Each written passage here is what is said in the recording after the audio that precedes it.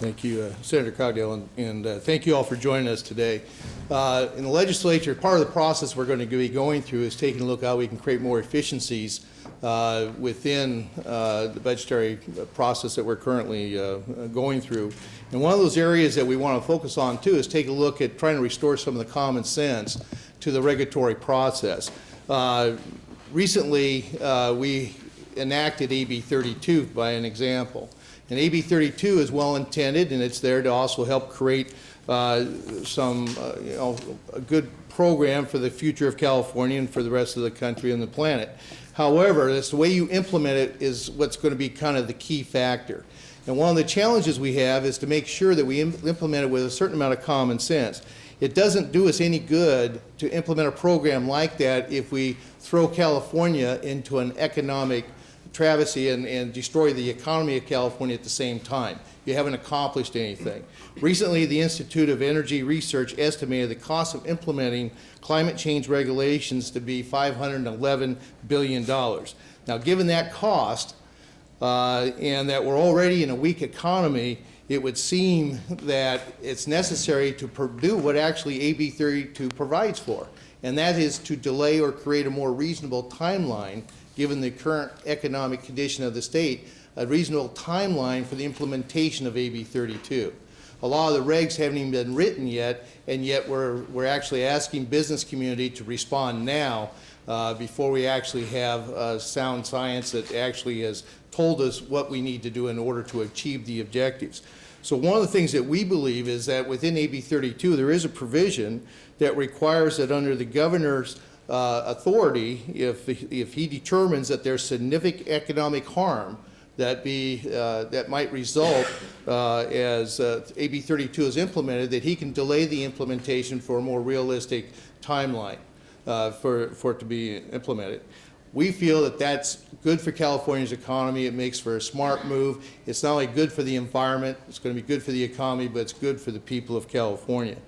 Speaking on behalf of this proposal is Dorothy Rothrock. She's the Senior Vice President of the Government Relations for the California Manufacturers and Technology Association. Well, unfortunately, in our past, to try to be on the forefront, we've actually had proposals and we've implemented programs here in California that actually find out later maybe wasn't the best thing to do. Think about the additives to the gasoline that we recently changed, for an example. And so I think it makes sense that when we're heading in this direction, that it's important for us to take a little time to breathe. And I'll give you another example, too, what's going on right now. Just recently, you've got the UC system is going to spend $500 million to create a think tank on how to deal with the green agenda. We've also got the PUC is proposing another $600 million for a think tank. Together, that's $1.1 billion to think about a problem, and they have a 10-year program.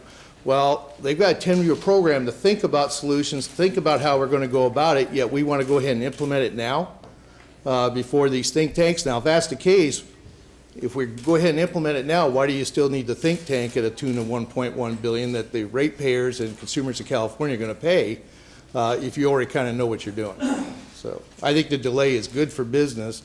It's good for job creation. It's good to keep the California economy stable at this point while we're going through these budgetary difficulties. So. Sorry, do you have an idea of what kind of a timeline of the length of a delay? I asked because this was an issue last summer. AB 32 actually, apparently the authors of AB 32 when it was being negotiated foresaw there may be some challenges because within AB 32 itself, it has language that allows for the delay of the implementation if it is deemed that it would create significant economic harm. I think it's 1 year at a time, isn't it? Yeah, it's 1 year at a time. And that's up to the governor to make that determination. So you're seeking a 1 year delay?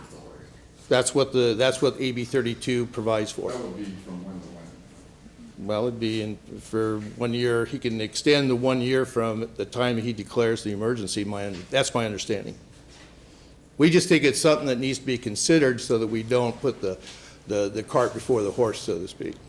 Senator Cogdell, these are described as negotiating